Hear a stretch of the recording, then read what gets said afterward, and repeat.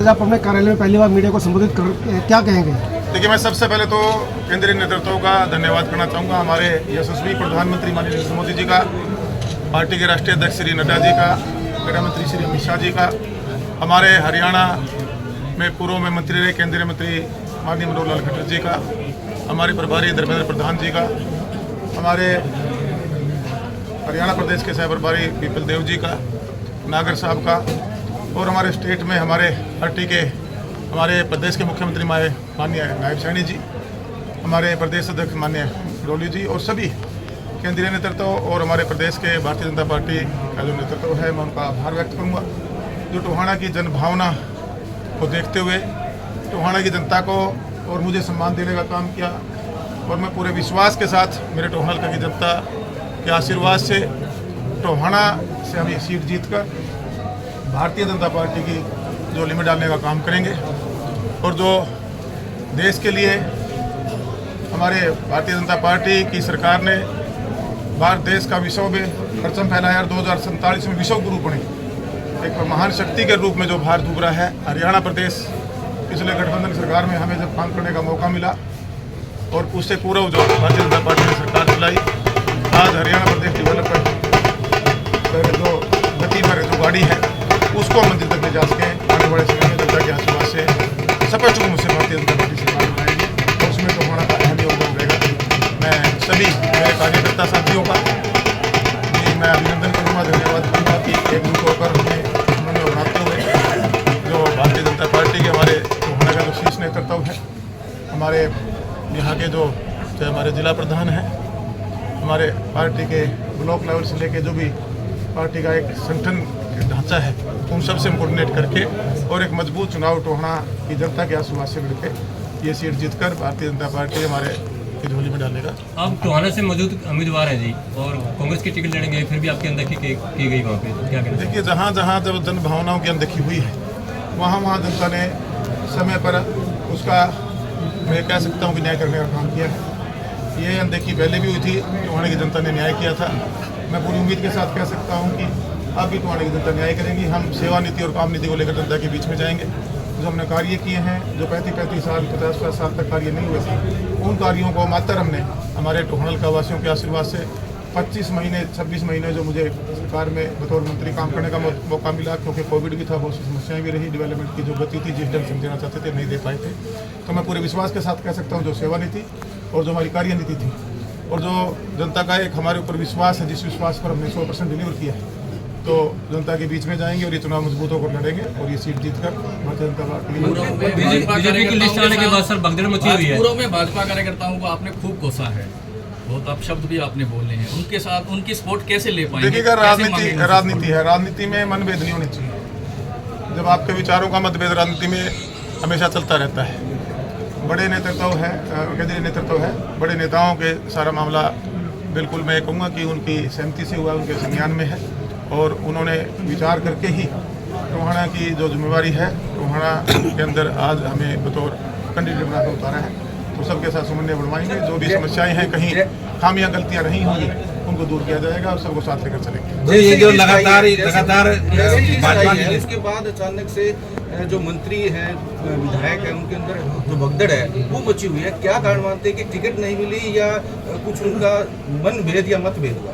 देखिएगा, अब जहाँ सोशल मीडिया पे देख रहा हूँ एक दो जगह जो आप बातें कह रहे हैं, थोड़ा राजनीति में जब ये समय चुनाव का होता है तो ये परिस्थितियाँ बनती हैं, लेकिन मैं मजबूती के साथ कह सकता हूँ कि आज हरियाणा प्रदेश की जो जनभावना है, जो जनता का मैंडेट देने का मन बन चुका है, क्योंकि राष्ट्र हित के लिए और हरियाणा हित के लिए भारतीय जनता पार्टी का तीसरी बार सरकार बनाना जरूरी है, क्योंकि केंद्र में सरकार है। जब हरियाणा में भारतीय जनता पार्टी की तीसरी बार सरकार बनेगी तो डबल इंजन की सरकार चलेगी, और मजबूती से जो टोहाना को कहूँ मैं, या मैं हरियाणा प्रदेश को आगे हमने बढ़ाया है, उस मंजिल पर हम ले जा सकें, क्योंकि जो 10 साल पहले कांग्रेस की सरकार रही थी। मैं अपने क्षेत्र की बात करूँ तो आप लोगों को भी पता है, आप भी पत्रकारिता करते हैं कि क्या डेवलपमेंट यहाँ थी। सिर्फ एक परिवार जो लोगों को एक गुलामी की तरफ धकेल के रखता था, एक दबाव डर भय की राजनीति जो यहाँ पैदा की हुई थी, उससे आज टोहाना के जो लोग हैं उनको अपनी मुक्ति दिलाने का काम किया है। आज टोहाना का वोटर जागरूक वोटर है। आज वो अपने अधिकारों को कहाँ पर सुरक्षित हैं ये समझकर अपना मतदान करेगा, मैं विश्वास के साथ कह सकता हूँ। और ये दबाव, डर, भय, गुंडागर्दी की जो राजनीति थी, इससे हमने टोहाना को सरकार चलाने का काम किया है।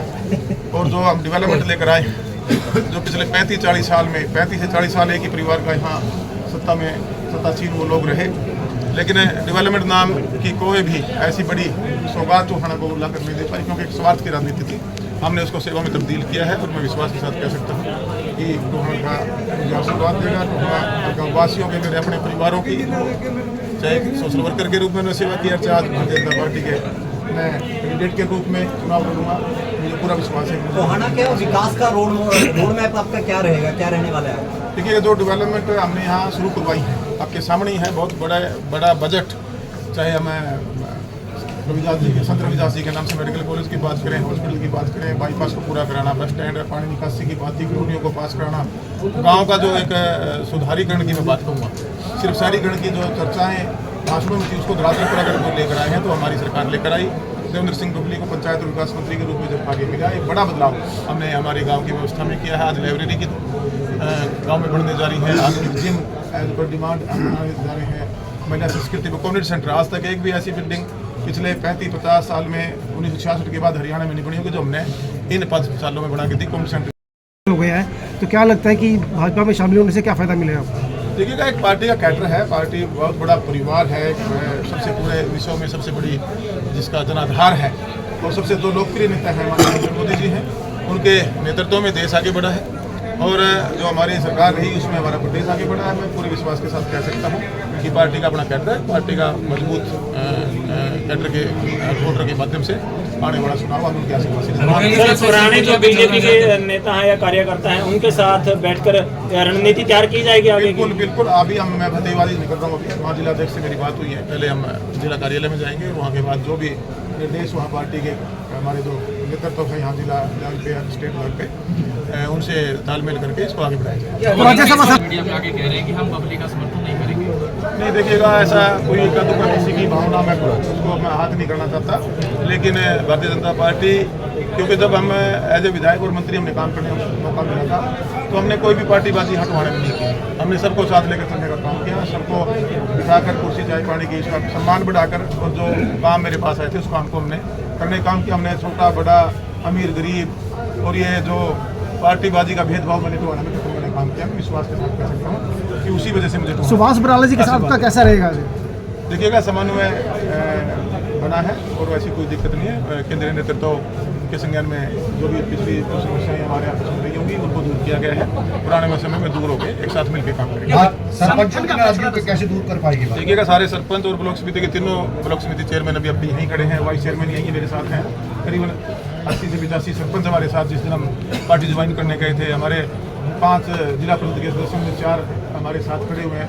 हमारे शहर के प्रमुख आपके सामने बैठे हैं, इधर आप नज़र मारेंगे, अगर कैमरा चारों तरफ घुमा कर देखेंगे, ये सभी हमारे समाज वाइज हमारे संस्थाओं के प्रधान हैं।